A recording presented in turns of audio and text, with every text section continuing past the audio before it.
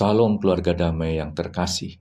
Selamat berjumpa lagi dalam Renungan Samas edisi Sabtu 15 Maret 2025 ini. Kita akan merenungkan dua ayat tentang kesempatan untuk bertobat yang terdapat di Yehezkiel 18 ayat 21 dan 22. Demikianlah firman Tuhan. Tetapi jikalau orang fasik bertobat dari segala dosa yang dilakukannya dan berpegang pada segala ketetapanku, serta melakukan keadilan dan kebenaran, ia pasti hidup. Ia tidak akan mati. Segala pelanggaran yang dilakukannya tidak akan diingat lagi terhadap dia. Karena kebenaran yang dilakukannya, ia akan hidup. Sebelum kita lanjutkan, mari kita berdoa. Tuhan, kami datang dengan ucapan syukur kalau Engkau masih memberi kesempatan untuk merenungkan firman-Mu.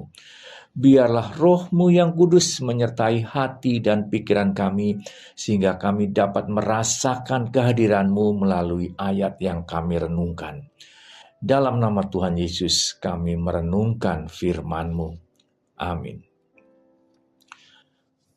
Jemaat yang terkasih, ayat Yehezkiel 18, 21 dan 22 ini berada dalam konteks nubuat Yehezkiel kepada bangsa Israel yang sedang berada dalam pembuangan di Babel.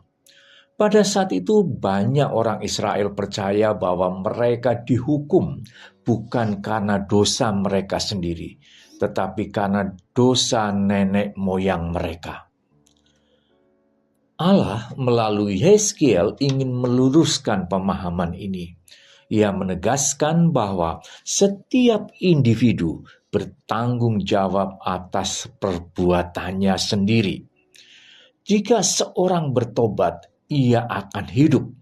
Sebaliknya, jika seorang yang sudah benar dan kemudian berbalik kepada dosa, ia akan mati. Dengan kata lain, Allah ingin menunjukkan bahwa Ia bukanlah Allah yang kejam dan tidak adil, melainkan Allah yang memberi kesempatan kepada setiap orang untuk bertobat dan hidup. Tujuan utamanya bukanlah menghukum, tetapi menyelamatkan orang-orang berdosa melalui pertobatan. Orang fasik atau pendosa harus berhenti dari semua kejahatan yang mereka lakukan. Bahkan tidak cukup hanya berhenti berbuat dosa, tetapi juga harus memulai melakukan apa yang benar sesuai dengan firman Tuhan. Pertobatan membawa kehidupan, baik secara rohani, yaitu hubungan dengan Allah, maupun secara moral dalam kehidupan sehari-hari. Kata bertobat dalam ayat 21, kalau di dalam bahasa Inggris kita akan baca, turns away from all the sins. Yang berarti orang tersebut benar-benar berbalik dari jalan hidupnya yang salah. Dan menuju kehidupan yang sesuai dengan kehendak Allah. Pertobatan dalam Yehezkiel 18 bukan sekedar perasaan menyesal, tetapi tindakan nyata untuk berbalik dari dosa dan kembali kepada Allah. Pertobatan adalah sebuah proses perubahan hidup yang aktif dan bukan hanya sekedar pengakuan dosa tanpa perubahan nyata. Allah menegaskan bahwa setiap orang bertanggung jawab atas dosa dan pertobatannya sendiri. Tanggung jawab pribadi. Pertobatan adalah keputusan manusia.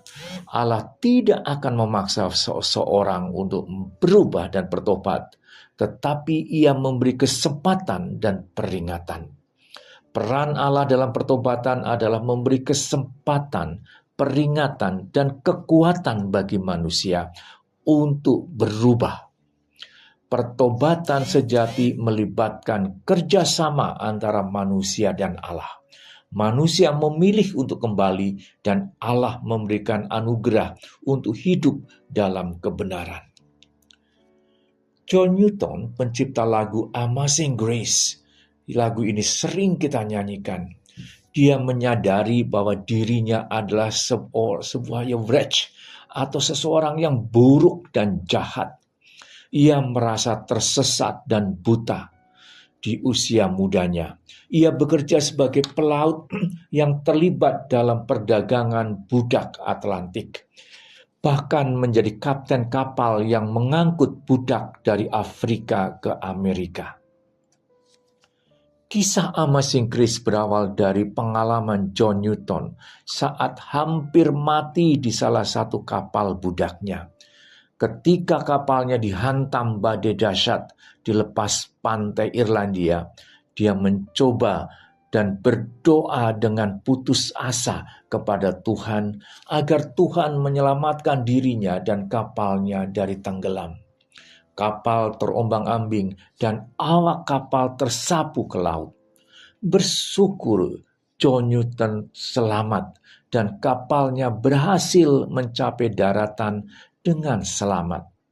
Newton menandai peristiwa ini sebagai momentum pertobatannya dan kemudian membawanya ke jalan penebusan. Sekarang kita mengenal John Newton bukan sebagai seorang yang terlibat dalam perdagangan manusia, melainkan sebagai pencipta lagu yang indah bagi umat Tuhan di seluruh dunia. Tuhan tidak lagi melihat dosa-dosa dia, persis seperti yang dikatakan di ayat 22. Segala pelanggaran yang dilakukannya tidak akan diingat lagi terhadap dia. Karena kebenaran yang dilakukannya, ia akan hidup.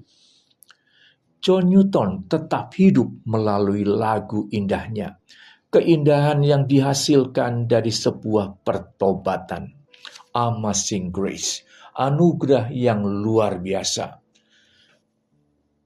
Keluarga damai yang terkasih, kita manfaatkan masa Prapaskah sebagai kesempatan untuk berhenti dari kegiatan yang tidak baik dan memulai dengan hal baik yang berguna bagi orang lain. Tuhan memberkati kita semua. Mari kita berdoa.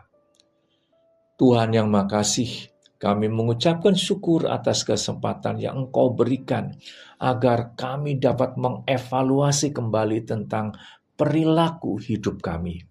Kiranya Engkau terus memampukan kami semua untuk memperbaiki diri, agar kami semakin lama semakin berkenan di hadapan-Mu.